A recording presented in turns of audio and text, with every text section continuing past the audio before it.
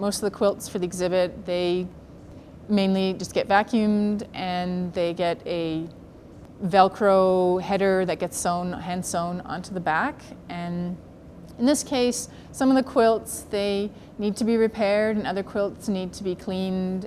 We generally do not clean quilts here at the museum that have never been cleaned before in the past because the texture changes and there are often issues with dyes bleeding even if you test them ahead of time. And so it's a very risky proposition cleaning quilts that have never historically been cleaned.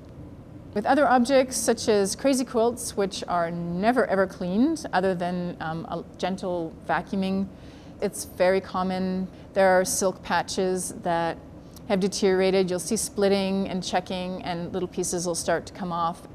The term that we use in textile conservation is inherent vice. That means that there is essentially a manufacturing flaw that we can't change.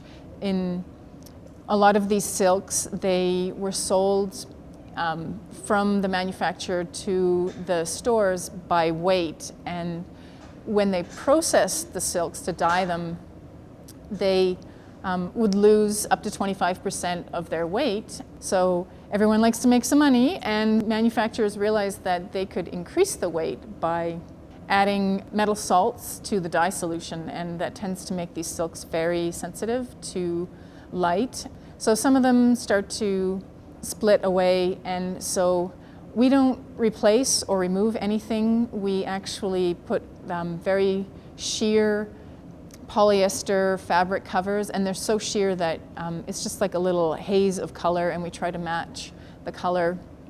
So everything in the conservation lab, it's all done by hand. There's everything from sewing on the header to doing the repair to wet cleaning. That all happens by hand. We're not trying to restore objects and return them to their perfect life in the past. We just want to stabilize the condition of the object and minimize any areas of damage that would detract from the appearance of the object when it's on exhibition.